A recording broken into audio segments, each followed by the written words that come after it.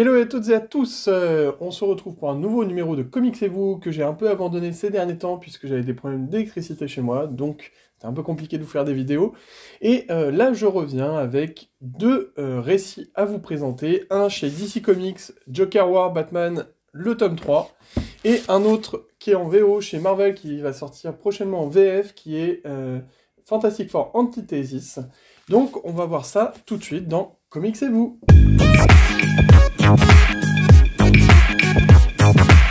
Alors, on va commencer donc par Joker War tome 3. Donc le Joker War tome 3, donc chez Urban Comics, sur la collection DC Rebirth.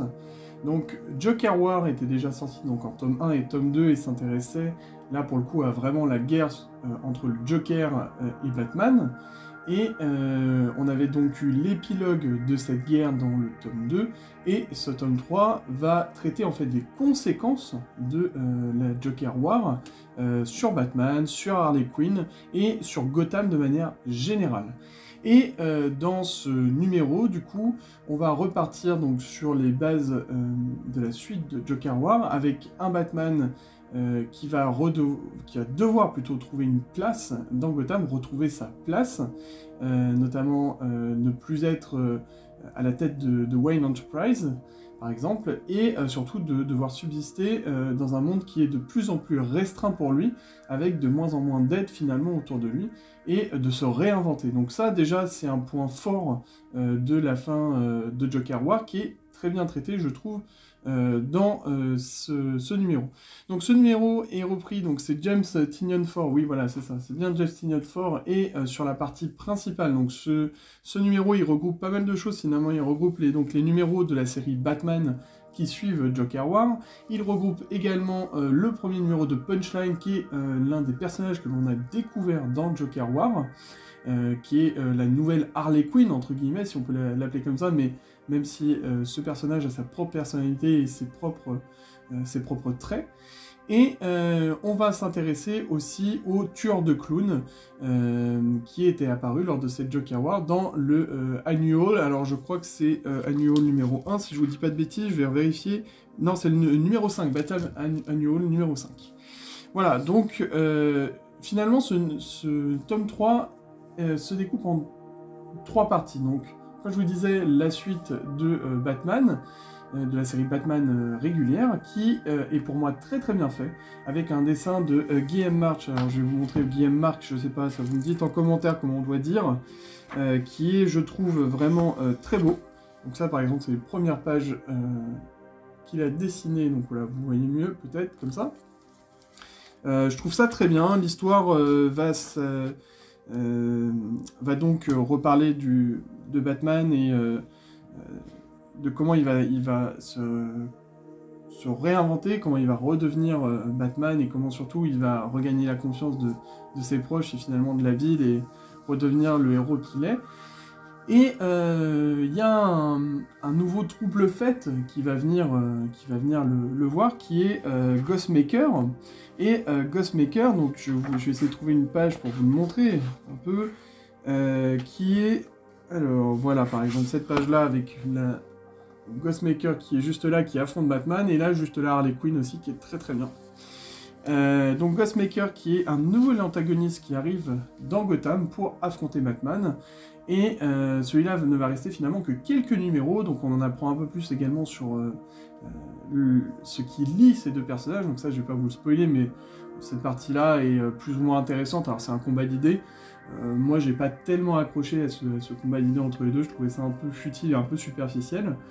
Mais voilà, les combats sont sympas, le Ghostmaker on a l'impression qu'il est très fort, ça pour le coup c'est vraiment plutôt bien, et on a l'impression que ça va devenir un vrai antagoniste fort.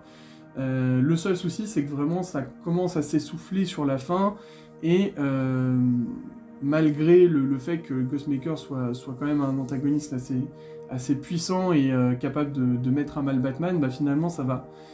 tout va revenir dans l'ordre vraiment très rapidement à la fin, je retrouve peut-être un peu trop rapidement. Toujours est-il que ces numéros qui compilent finalement le combat entre Ghostmaker et Batman sont plutôt plaisants à lire, que ça soit au dessin, comme je vous disais avec Guy M. March, qui fait un travail plaisant à lire, ou au niveau du scénario qui, bien que n'étant pas incroyable, fait son job et nous offre une transition parfaite à la fin de Joker War. Ensuite, on aura donc Punchline qui est le premier numéro. Alors moi, j'ai pas du tout accroché à ça, pourtant j'ai adoré le personnage dans Joker War, je trouvais que c'était très sympa et ça offrait surtout un renouveau du côté du Joker et qui peut-être parlait plus aussi aux jeunes, aux plus jeunes même, parce que moi je pense pas me considérer comme un très jeune, mais plus, plus peut-être aux adolescents et aux teenagers, on va dire. Et finalement, j'ai pas accroché parce que je trouve que le dessin n'est pas incroyable. Je vais vous montrer. Alors, je vais essayer de trouver un truc sympa. Ouais, voilà, par exemple, ça c'est. Voilà, je trouvais pas le dessin incroyable. L'histoire est assez succincte. Alors, oui, on apprend comment finalement Punchline devient Punchline, comment elle se rapproche du Joker, un peu à la Harley Quinn. Là, il y a quand même un fil conducteur qui est assez proche de Harley. Et finalement, le plus important dans tout ça, c'est de voir le Joker qui arrive toujours à manipuler les gens, plus que Punchline qui s'affirme réellement. Donc ce premier numéro, pour moi, n'est pas forcément la plus grande réussite de ce récit, et peut-être celui qui n'est pas à retenir. Et puis le dernier, l'Annual, c'est un bon moment, c'est sympa, donc on parle du tueur de clowns, hein. On va un peu plus dans le détail de sa relation avec Batman, et ce que j'ai beaucoup aimé sur cette dernière partie, c'est pas tant le récit qui était, voilà, ça allait, c'était sympa, on passe un bon moment, comme un Annual finalement, c'est quelque chose de sympa mais sans plus, c'est surtout que je trouvais le dessin vraiment très sympa. Mais alors vraiment, j'ai eu un coup de cœur pour le dessin, ça changeait, je trouvais que voilà, les traits étaient un peu plus fin. Alors je vais vous dire qui est au dessin, parce que je n'ai pas retenu, j'ai un trou. Au dessin, c'est James Stocco. James Stocco, voilà, j'aime beaucoup son dessin. Vraiment très très sympa. Donc cette dernière partie est très agréable à lire. Le dessin est, je trouve, pour le coup, un peu change un peu, et c'est sympa, voilà. Donc, si on doit faire une note finale à ce numéro, c'est un numéro qui va bien dans la suite de Joker War, qui est peut-être pas au niveau des 2 premiers tomes, vraiment les 2 premiers tomes étaient très bien, mais voilà, qui se laisse lire, et pour les collectionneurs compulsifs, ils achèteront ce tome 3 pour compléter le reste, et ça permet de faire une transition sur la suite de la série Batman. On va passer maintenant à la deuxième récit que je voulais vous montrer, qui est Fantastic Four Antithesis. Donc Fantastic Four Antithesis, c'est écrit par Mark Waid, un des grands scénaristes, et notamment qui a fait de très bonnes choses sur Fantastic Four. Donc il était arrivé au numéro, si je dis pas de bêtises, c'était le numéro 60, c'était dans les années 2000, peut-être si je dis pas de... ouais, 2002, ou 2005, enfin bref, je vous le mettrai en commentaire. Et il a fait des très bons scénarios, et puis c'est surtout dessiné par Neal Adams, Monsieur Neal Adams, voilà, qui vient dessiner du Fantastic Four. Alors, ça reste dans la même idée que Neal Adams reste toujours plus ou moins sur le devant de la scène à faire des séries qui sont faites que pour lui, en tant que légende, entre guillemets, comme il avait fait chez DC avec Batman Ra's al Ghul, qui tire sa révérence là, au bout du 6e numéro ce mois-ci. Donc l'idée sur Fantastic Four Antithesis, c'est de faire en 4 numéros une histoire originale, dessinée par Neal Adams, écrite par Mark Waid, une histoire un peu de légende où les mecs vont prendre leur pied à écrire une histoire juste sur les 4 fantastiques, en dehors de toute continuité. Et je remercie également mon amie Sofiane de me l'avoir offert, parce que franchement, voilà, j'ai quand même passé un bon moment à le lire. Alors, l'histoire n'est pas incroyable, c'est-à-dire que on va pas s'attendre à ce que ça soit quelque chose qui va révolutionner les 4 fantastiques. Surtout en 4 numéros, je trouve que c'est compliqué de révolutionner les 4 fantastiques. Pour autant, ça reste quand même un très bon run à lire, puisque c'est du Mark Waid, donc c'est plutôt bien écrit, plutôt bien pensé. On va avoir aussi des personnages importants des 4 Fantastiques, si vous connaissez cette équipe, notamment Galactus, le Silver Surfer, Annihilus. Donc vraiment là on va être sur encore un délire cosmique, et surtout je trouve que les personnages sont vraiment très bien représentés, voire limite caricatural par rapport à ce qu'il représente, notamment Reed Richards en savant un peu, pas mégalomane, mais qui est vraiment... qui est soucieux du détail, soucieux de la portée scientifique et qui va être finalement au centre de la fin de l'histoire. Après, on va avoir également Ben qui est vraiment dans son rôle. En fait, tous les personnages sont vraiment dans leur rôle typique. Et donc ça, je pense que Mark Waid, après s'être attelé au Fantastic Four pendant X temps, il les maîtrise à la perfection. Et ça, pour le coup, c'est vraiment très agréable à lire.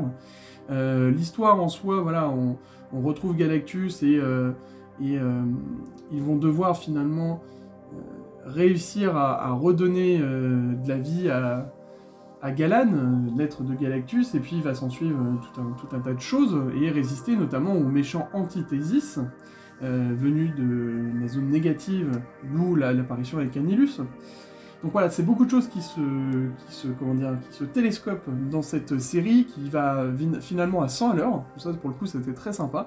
Et puis le dessin de Neal Adams, sur les 4 Fantastiques, avec en plus la colorisation actuelle, c'est quand même... Enfin voilà, c'est Neal Adams, quoi. Hop.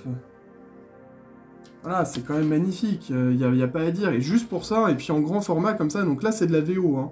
Ça c'est la VO, c'est celui-là en VO va regrouper... Voilà, je vous montre.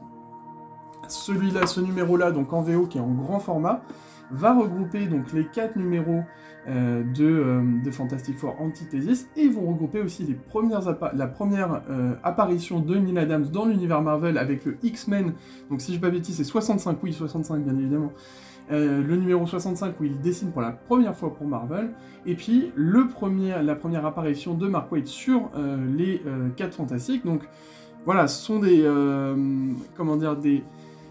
c'est quand même un récit qui est sympa, que je trouve important à avoir, à lire en tout cas, parce que voilà, Neal Adams n'est pas non plus éternel, et c'est toujours agréable de lire et de voir son dessin, son art, et c'est encore très beau, il dessine encore très bien pour son âge, et c'est ce qui fait aussi toute sa longévité dans le milieu. Franchement, c'est très beau à voir, et puis en plus avec un ancrage récent, c'est très sympa, même regardez le dos est très sympa, on a quelques images qui nous donnent très envie. Donc voilà, pour tout ça, ce 4 Fantastiques Antithésys est un très bon moment à passer, et finalement je conseille quand même de le lire, puisque ça reste quand même un très bon récit. Et il va sortir en français, normalement il sort dans la collection 100% Marvel le 19 mai. Donc voilà, vous pouvez le lire en français, pas besoin d'acheter la VO, mais je trouve que cette VO, si je vous l'ai présentée, c'est surtout pour ce format, vous voyez, un grand format, qui permet finalement d'apprécier au mieux le dessin de Neal Adams.